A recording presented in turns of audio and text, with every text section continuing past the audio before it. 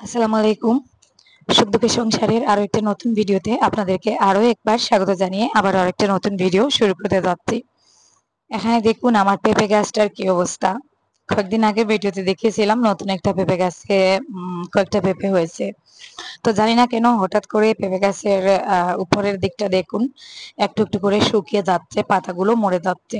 হয়তো গাছের গোড়ায় কোনো একটা অসুখ ধরছে বা পোকা ধরছে, এর কারণে হতে পারে। তো গাছের আগার দিকটা শুকানো শুরু করছে, ভাবলাম গাছটা শুকানোর আগে পেঁপে গুলো পেরে নেই। কয়েকটা পেঁপে একটু বড় হয়ে গেছে। এই গাছে সর্বমোট 5টা পেঁপে ছিল।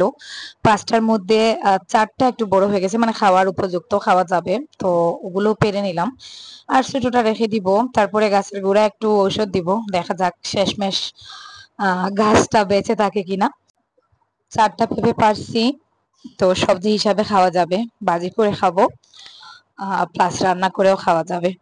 তো যাই হোক, ছোট একটা ভিডিও আপনাদের সাথে শেয়ার করেছি, আশা করি ভিডিওটা ভালো লাগবে। তাই রিকোয়েস্ট করব স্কিপ না করে একটু ধৈর্য সহকারে ভিডিওতে একটা লাইক দিয়ে একেবারে শেষ অবধি আমার সাথে থাকুন, দেখতে থাকুন।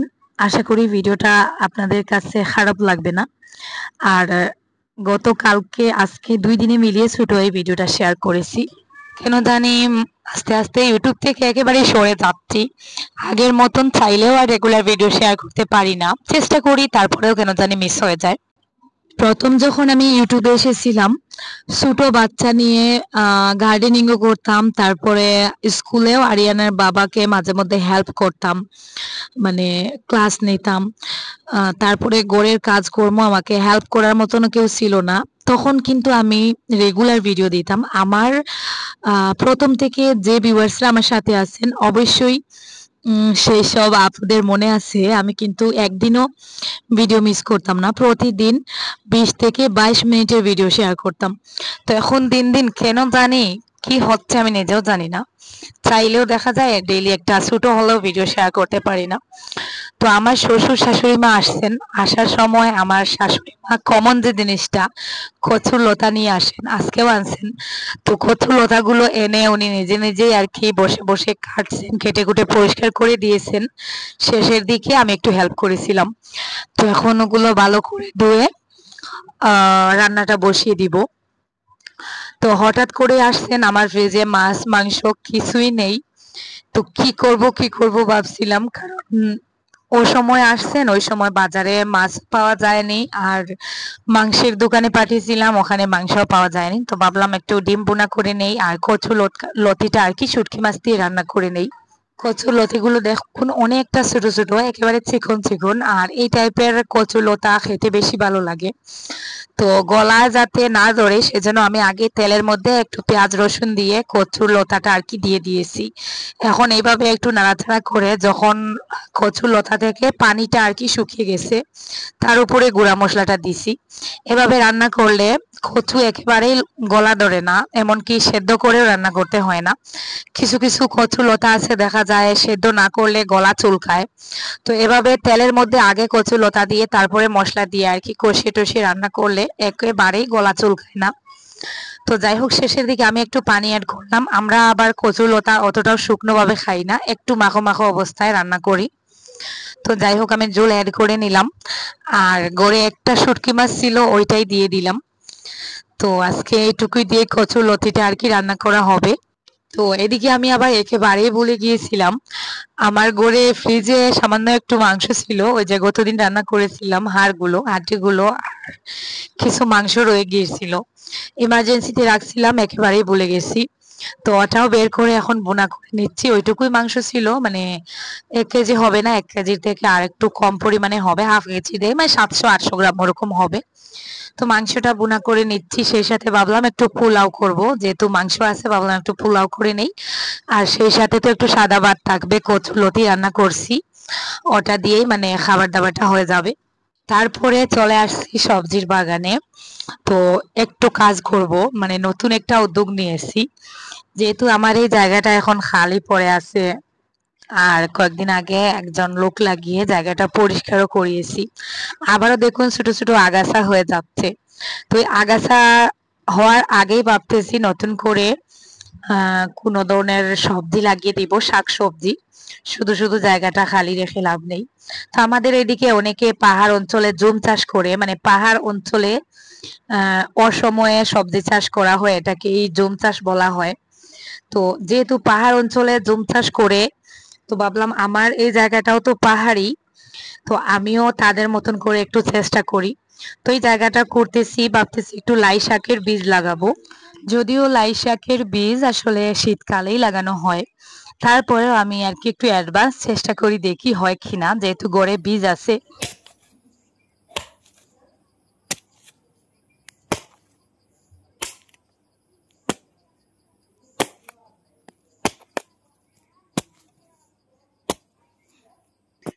এই জায়গায় আমি কিছুদিন আগে পাট শাক লাগিয়েছিলাম, তাই মাটিটাও অতটা শক্ত না, একটু নরম টাইপের। আর পাট শাক লাগানোর আগে ওই জায়গায় একটু গোবর সারও ছেটানো হয়েছিল, তো ভাবলাম ওই জায়গাটায় লাগিয়ে নেই। আর লাই শাক একটু কালো মাটিতেই ভালো হয় বেলে মাটির তুলনায়, আর এই জায়গার মাটিটাও একটু কালো কালো। আমার ছোট যা আর আমি মানে দুজন মিলেই সিদ্ধান্ত নিয়েছি, এখানে যতটা খালি জায়গা আছে ওখানে অ্যাডভান্স কিছু সবজি লাগাবো জুম চাষের মতন করে। তো আজকে ও এখনো আসে নাই, ও আসার আগেই ভাবলাম আমি উম লাই শাকের বীজ লাগিয়ে নেই। তারপরে মূলা লাগানোর প্ল্যান আছে, তারপরে বরবটি লাগানোর, মানে এই সিজনে আর কি এই টাইমে যা যা সবজি জুম চাষে করা যায়, তো সেই সকল শাকসবজি আর কি আমি লাগাবো, কারণ আমার বাড়িটাও তো পাহাড়ের উপরে। তো জুম চাষ যদি ওরা করতে পারে তাহলে আমরা কেন পারবো না, সেই হিসাবে আর কি সিদ্ধান্তটা নেওয়া। গতকালকে আমরা প্ল্যানিং করছি যে যে দুইজনে মিলেই সবজি লাগাই, কারণ একা অতটাও খাটনি খাওয়া সম্ভব হয় না, এই অসুস্থ এই ভালো। তো যখন দেখা যায় শরীরে একটু আরাম আছে তখন অনেকগুলো বীজ লাগিয়ে রেখে দিলাম, তারপরে যখন গাছ হলো, গাছগুলোতে যত্ন নেওয়ার সময় এলো, তখন দেখা গেল শরীর আর সায় দেয় না। যত্ন করার সময় গাছের পেছনে যদি যত্ন করা না যায় তাহলে সেই গাছ থেকে তেমন একটা ফলও পাওয়া যায় না। তো ওই জন্য ও যখন বললো তাই আমি একটু ভরসা পেলাম, ভাবলাম দুইজনে মিলেই করি। ওরাও বাজার থেকে সবজি কিনে খায়, আমরাও বাজার থেকে সবজি কিনে খাই, এখন বাড়িতে আর তেমন কোনো সবজিও নেই, শুধু ওই পেঁপের গাছটা ছাড়া। তো যাই হোক, আমি মাটিটা রেডি করে শেষমেশ দেখুন ঘর থেকে বীজ নিয়ে আসলাম। আমার বড় ভাবি সেদিন এই লাই শাকের বীজগুলো দিয়েছিলেন, তো আমি মাটিটা রেডি করে নিয়েছি। এখন বীজগুলো ছড়িয়ে ছিটিয়ে লাগিয়ে দিচ্ছি, তার উপরে একটু শুকনো গোবর সার গুঁড়ো করে আর কি ছিটিয়ে দিব। আমার ভিডিও বেশিরভাগ মানুষই পছন্দ করেন আমার এই টুকটাক গার্ডেনিং এর কাজের জন্য।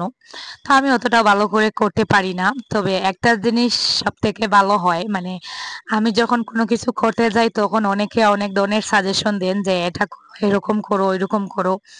বিশেষ করে যারা গার্ডেনিং এ আর কি পারদর্শী, তো তাদের থেকে আমি অনেকটা কিছু শিখতে পারি, এটাই হচ্ছে আমার মেইন মানে উদ্দেশ্য। আর অনেকে আসলে এইসব কাজ পছন্দ করেন, সেজন্য প্রতিদিনের ভিডিওতে আমি টুকটাক কিছু বাগানের কাজ আর কি করার ভিডিও আর কি শেয়ার করার চেষ্টা করি। তো শেষমেশ চারদিকে এই যে ভাবে কাঠ দিয়ে বেড়া দিয়ে দিলাম, কারণ এখন তো বর্ষাকাল, আর একটু বৃষ্টি হলেই মাটির সাথে সাথে বীজগুলো ধুয়ে নিয়ে চলে যাবে। তাই চারপাশে এভাবে এক্সট্রা কাঠ ছিল, কাঠ বসিয়ে দিচ্ছি যাতে বৃষ্টি হলে, হালকা হালকা বৃষ্টি হলে মাটিগুলো জায়গা মতন থাকে, সরে না যায়। তো যাই হোক, হয়ে গেল আমার কাজ। এদিকে ফ্রিজে মোটা একটা লেবু ছিল, লেবুটা বের করে পিস পিস করে কেটেছি, একটু শরবত করব, অনেক বেশি গরম লাগতেছে। আর এই গরমে মানে বাগানেও কাজ করেছি, তো আরো বেশি গরম লাগছে, ভাবলাম হাত মুখ ভালো করে ধুয়ে একটু শরবত করে নেই।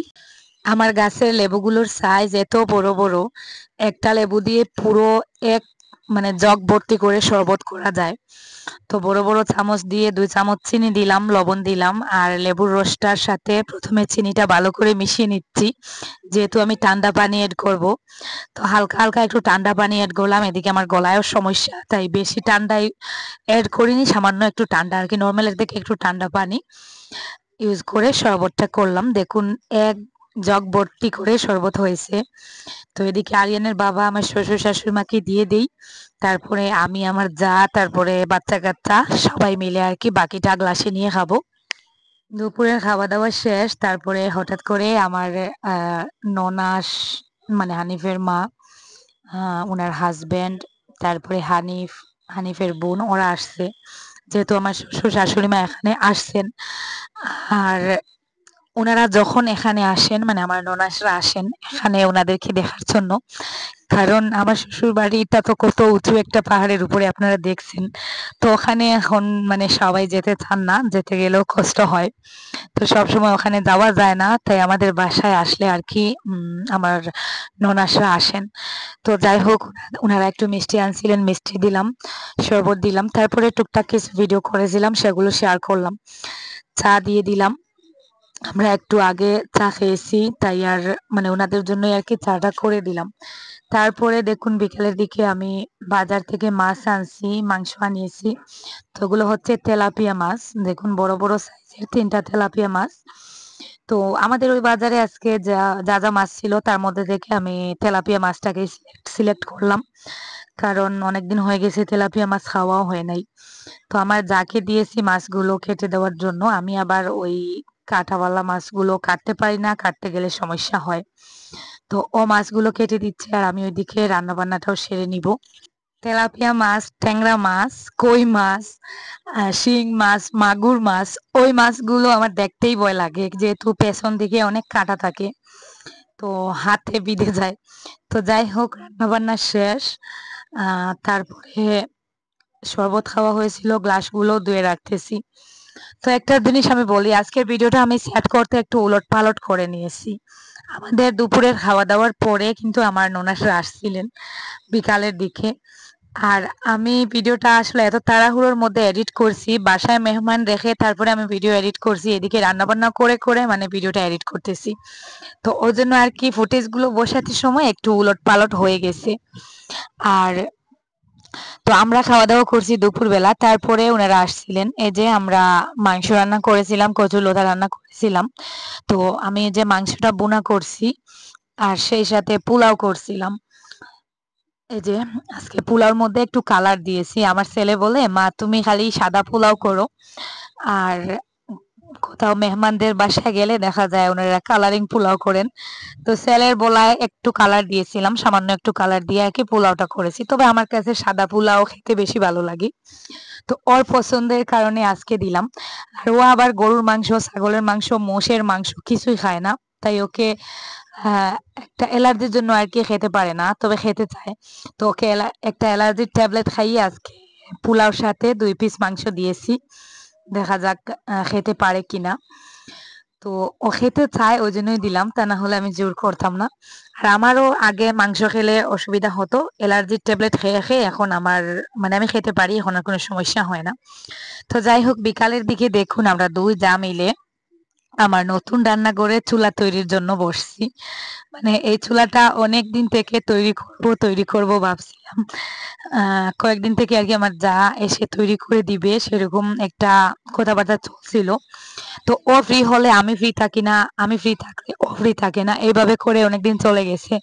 তো ফাইনালি আজকে আমরা 2 জন মিলে দেখুন চুলাটা মানে তৈরি করতে লেগে গেছি। তো আমি ইউটিউবে অনেক চুলা দেখছি, সেইরকম চুলা আমি অনেকবার তৈরি করেছি, মানে শুধু মাটির চুলা। তা আমাদের সিলেটিরা কিন্তু ইট দিয়ে চুলা তৈরি করেন। আমাদের সিলেটি বাড়ির চুলাগুলো বেশিরভাগ ইট দিয়ে সামনের দিকটা খোলামেলা হয়। তো আমি ঐরকম একটা চুলা তৈরি করতে চাচ্ছিলাম, কিন্তু ঐরকম চুলার কোনো ডিজাইন বা কিভাবে তৈরি করতে হয় সেটা আমি ইউটিউবে পাচ্ছিলাম না। তো আমার যা আবার ইট দিয়ে অনেকবার চুলা তৈরি করছে, সেই জন্যই ওকে আনছি ইটের চুলা তৈরি করে দেওয়ার জন্য। তো আমাদের সিলেটি বাড়িতে কিন্তু উম, মাটির চুলাগুলোর সাথে আর কি ইট দিয়ে এভাবে চুলা তৈরি করা হয়। আর আমি মানে ঐরকম চুলাতে রান্না বান্না করতে বেশি সুবিধা মনে হয় আমার কাছে। আমি অনেকবার মাটির চুলা তৈরি করছি। তো মাটির চুলা তৈরি করতে গিয়ে মানে শেষমেশ দেখা যায় বড় এক টুকরো কাঠ মানে মাটির চুলার দিকে দেওয়া যায় না। মানে সিম্পল রান্না বান্না করার জন্য মাটির চুলাগুলো ঠিক আছে, কিন্তু ওই যে ইটের চুলাগুলোতে বড় হাঁড়ি বসিয়েও রান্না করা যায়, ছোট হাঁড়ি বসিয়েও রান্না করা যায়। ওই জন্য আর কি আমি আমাদের সিলেটি স্টাইলেই আর কি চুলাটা তৈরি করতেছি। তো আমি কখনো এভাবে ইটের চুলা তৈরি করিনি, সেজন্য আর কি ওর সাহায্য নিতে হচ্ছে। আমি একটু হেল্প করতেছি আর বসে বসে দেখতেছি, এইবার যদি শিখে যাই তাহলে আমিও ভবিষ্যতে করতে পারবো। তো দেখুন চুলার শেপটা দিচ্ছে প্রথমে। তো যাই হোক, আমার গলাটার জন্য অনেক জায়গায় সাউন্ড মিস হচ্ছে, আমি নিজেই বুঝতে পারতেছি, কিন্তু কি করব, আমার গলাটা নিয়ে আমি অনেকটা টেনশনে আছি। তবে বেশি একটা ভাবি না, যা হয় হোক এরকম ভাবে আর কি ছেড়ে দিয়েছি। তো গলার ডাক্তার দেখিয়েছিলাম, উনি ওষুধ দিয়েছিলেন। ২-৩ দিন গলাটা একটু ভালো মনে হয়েছিল, তারপরে গলাটার অবস্থা একেবারেই আবার খারাপ হয়ে যাচ্ছে আস্তে আস্তে। তো ডাক্তার বলেছিলেন যদি ঔষধে কাজ না হয় তাহলে ১০ দিনের ভেতর আবারও যেতে, উনি গলাটা আর কি এন্ডোস্কোপি করে দেখবেন। কিন্তু এন্ডোস্কোপি নাম শুনতেই আমার ভয় লাগে, গলার মধ্যে দিয়ে পাইপ ঢুকানো এইসব, মানে এইসবে আমি যেতে চাচ্ছি না।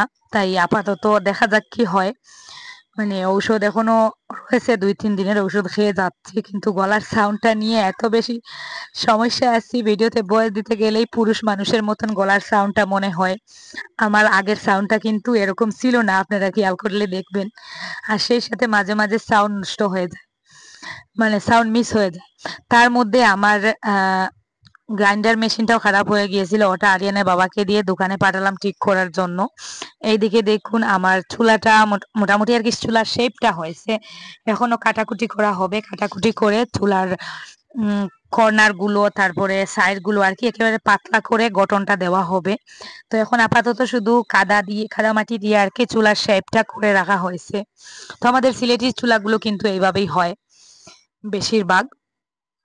তো ও আর কি মাটি দিয়ে শুধু শেপটা দিয়ে রাখছে, ১-২ দিন শুকানোর পর ছুরি দিয়ে সুন্দর করে কেটে কুটে চুলাটা ডিজাইন দিবে। তো ও রাতেও আসছিল, তো এসে মানে চুলাটা দেখতেছে বারবার। তো যাই হোক, আরো সুন্দর করে চুলা তৈরি করা যায়, কিন্তু আমি আমার বাড়ির মাটি দিয়ে চুলাটা তৈরি করছি। যদি মাঠের কাদা মাটি দিয়ে করতাম তাহলে আরেকটু ভালো হতো। তো বাড়ির মাটি দিয়ে করছি, তাই বাড়ির মাটিতে আর কি যেরকম ভাবে করা গেছে ওইভাবেই হয়েছে। তো যাই হোক, ভিডিওটাও প্রায় শেষের পর্যায়ে চলে আসছে, আর আমার গলাটার জন্য অনেক বেশি টেনশনে আছি। সবাই আমার জন্য দোয়া করবেন। অ্যান্ড্রোস্কোপি নাম শুনতেই মানে আমার গা কাঁটা দিয়ে উঠে, কিন্তু সমস্যাটা কিছুতেই সমাধান হচ্ছে না। তো দোয়া করবেন আমার জন্য। আর আজকের মতো এই পর্যন্ত, সবাই ভালো থাকুন। আল্লাহ হাফেজ, আসসালামু আলাইকুম।